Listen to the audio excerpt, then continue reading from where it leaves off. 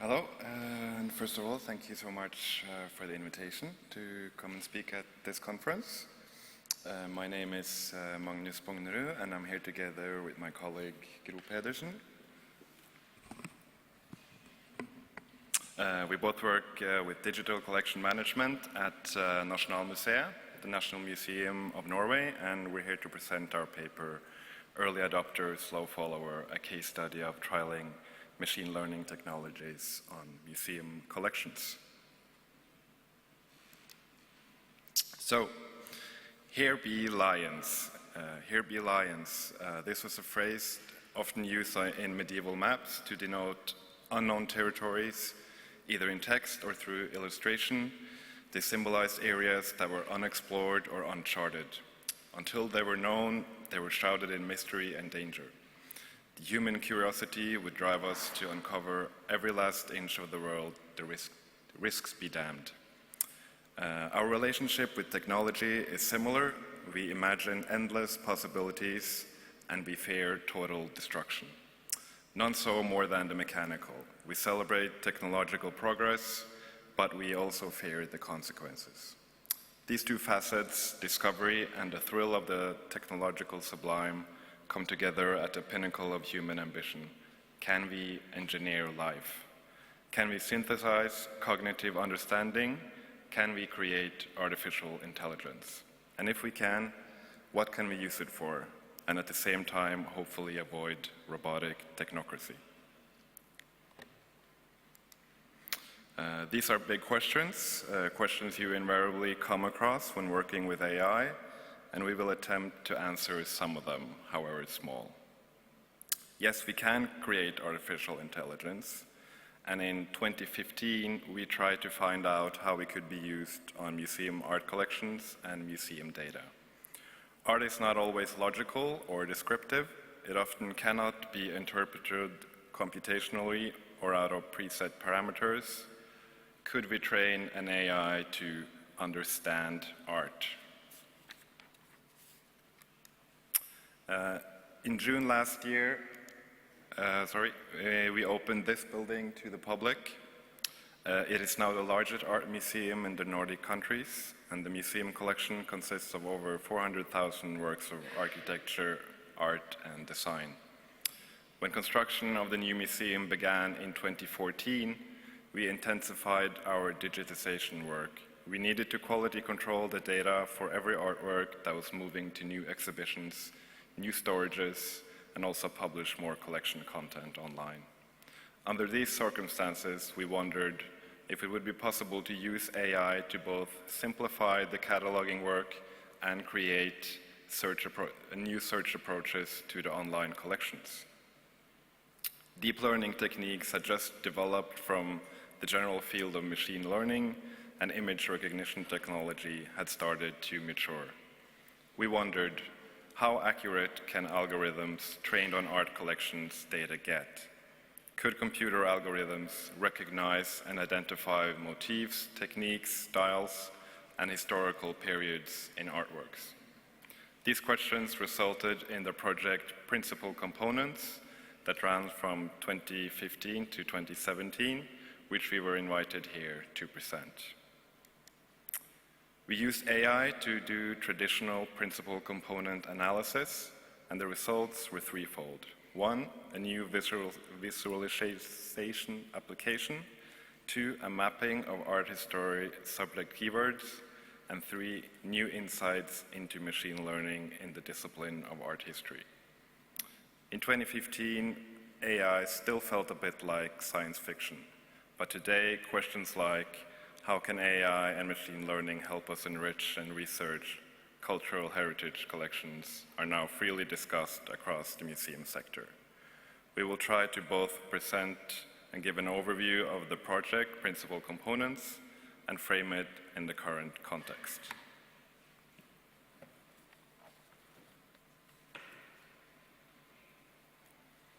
So, Principal Components was realized with funding from the Norwegian Arts Council and technical help from the data scientist Audun Øygard and the company Bangla.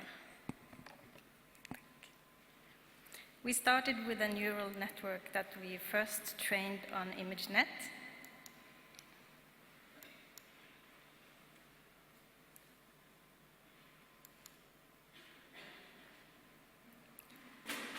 And then retrained it on Wiki Art Collection. After that, we tested if the algorithm could identify objects in our paintings. And these are some results from the preliminary test. And remember, this is 8 years ago.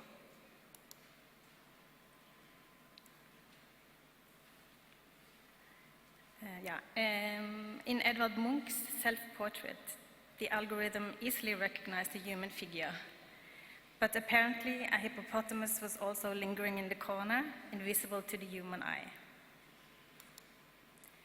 In the bridal procession on the Hardangerfjord by Tidemann and Gude, the algorithm also found unexpected motives.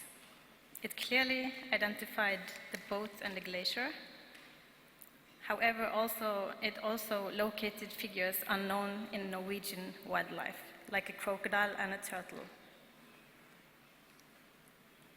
These unexpected annotations probably happened as the available material in ImageNet at that time had a predominance of tagged labels on tropical environments and animals. And that might have been why the algorithm kept insisting on sensational Norwegian fauna and persistently suggested Asian tiger mosquitoes and night lizards, horseshoe bats, and the like.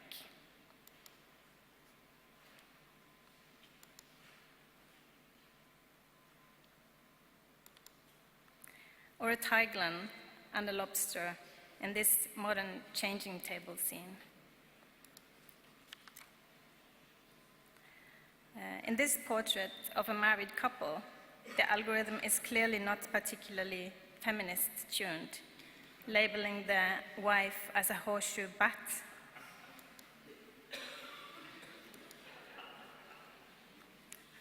In a parallel project, we tested algorithms specialized on recognizing facial features. We used open face networks, and that worked rather well. This is an example of us playing with celebrity lookalikes in our painting collections. Curiously, the machine reveals a representation of Jesus to be the one most alike to Elvis.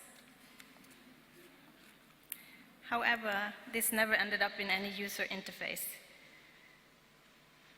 One reason was that we had not yet done a decolonizing review of the catalog data, and the algorithm would not be able to distinguish, understand, or exclude Eurocentric content. After having ended up with slightly useless results to the public, we went on investigating automation of style similarity. The neural style algorithm easily grouped motifs, like in this example, landscape paintings, and this again inspired us to try auto-generating landscapes. After 72 hours of landscape learning with the DCGAN, the machine had created these landscapes, similar to ours, but different. We wanted more useful results though, and we ended up fine-tuning the algorithm on style and subject matter. We used this to create a new search tool on our website. And this is what it looks like. It kind of floats around like a cloud, and you can scroll through neighborhoods of art and zoom into single artworks. By this, we had made a new collection approach, one that provides an overview of the entire collections in a single image, integrated with our own collection search and available as open source on GitHub. Clicking on the fish eye, selecting an artwork, leads you to the collection record. And as you can see here, in this example, the only keyword is visual art. And this shows a common lack of keywords in our data set. Now that catalog records have morphed from being primarily for internal curatorial use into also being a digital source for online publishing, we necessitate numerous types of overarching categories that earlier had no purpose. And this leads us to the next result of our project. One main goal was to investigate if there was any way to automatically uncover, translate, and implement lacking conventional art history classifications. For our part, we wanted to train the algorithm on icon class. And as it turned out, we found fewer accessible big data sets with icon class content than we expected. But one exception to this was the Dutch archives, where the art historians Brandhorst and Veda kindly granted us access to search through larger icon class structured datasets. However, the method we chose turned out to be less successful for the specific icon class categories. The reason for this, simplified and shortened, is that when we studied the icon class hierarchy tree, we found objects that are visually similar, that they belonged in widely different high-level categories. And some even resided in multiple different categories, depending on what context they appeared in. One example is this.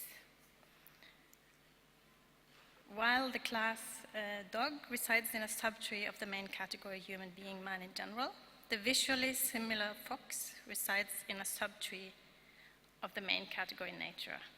And in addition to this, icon class also has the class fox and hounds, which would overlap with both, but reside in a third main category, society, civilization, and culture. So we concluded that to the algorithm, the hierarchical structure was problematic, wherein the subcategories did not necessarily correspond to the main categories in a visually comprehensible and simple machine-readable manner. The algorithm therefore had problems investigating logical semantic connections. And while it might have been possible to train a classifier on such a hierarchy, it would likely require a much larger set of examples than what we had available. On the other hand, the developing of the algorithm on main categories worked well. And we mapped them against our Norwegian authority lists. Here are some examples of working overarching categories. With this, we were able to facilitate the incorporation of new descriptive metadata into the catalog records. This works fine, for example, for glacier in the old masters' paintings, but made less conventional sense when artificial intelligence labeled glacier motifs for more abstract art.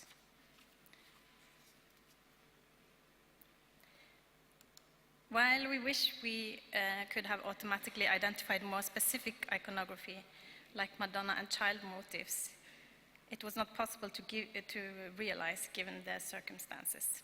Art historian Hans Brandhorst, who is also editor of Icon Class, sees less value in the overarching categories that we used. And he is of course right when he says that to be able to transmit the intended iconographic meaning, they need to be more specific. After this project, Icon Class has steadily evolved towards machine-friendly versions. And Brandhorst has argued why the use of Icon Class will make artificial intelligence smarter. But in a recent article on automated metadata annotation, he maintains that the existing models need more extensive data sets to train on. And partly due to the same shortcomings, our results 8 years ago appeared both random and professional when the algorithms translated meaning in art motifs. As we have seen, it made random but also uncannily human-like mistakes. And operating in this field where art history meets robotics, we framed some thoughts about this uncanniness in machine learning, with theories from aesthetics and psychology that touch onto the discourses regarding the development of artificial intelligence. That Magnus will now take over and sum up.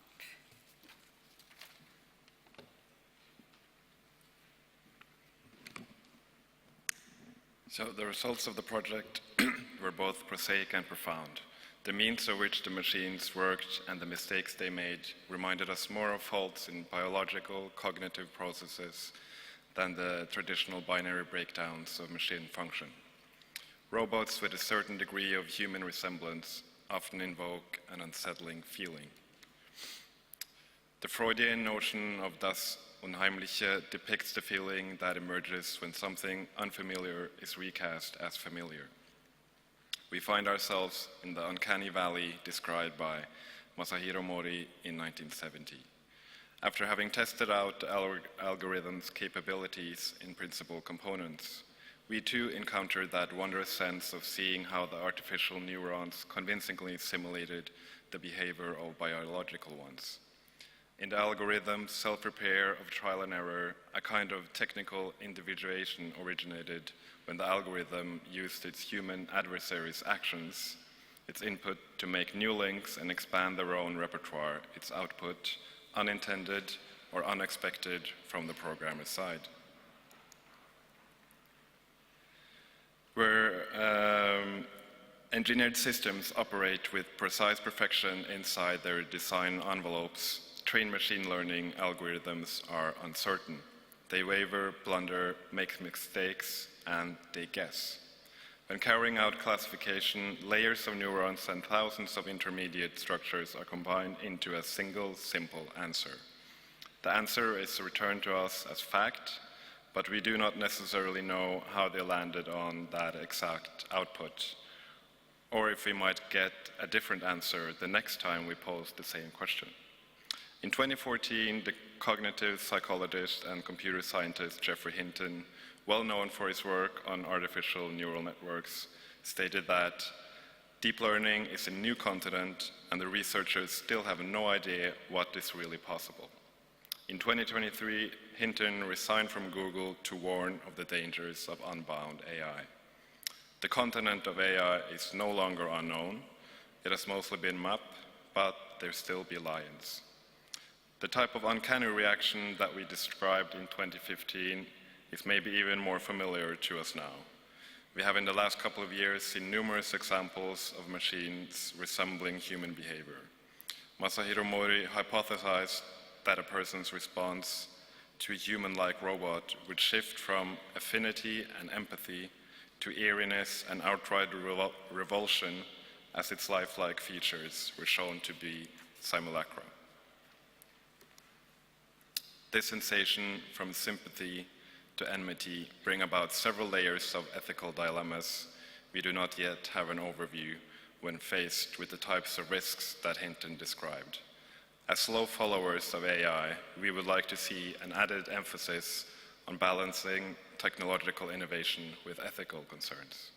Over the last decade, the discipline of art history has incorporated new terms and roles such as knowledge engineering, data modeling, digital curator, digital art history, and data stewards, all representing new fields arising because of new technological possibilities.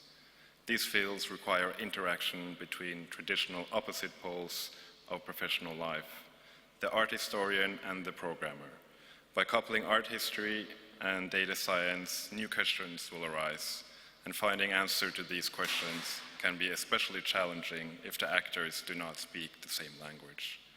By trying to follow new possibilities with AI, the discipline of art history needs to learn this new language to gain access to its potential. Art is an inherently human practice, and recognizing and describing an artwork is not the same as understanding it. We need to be wise to this in our amazement at the wonders of AI. The cultural heritage sector is in its nature slow to change. Its remit is not today, tomorrow, but eternity.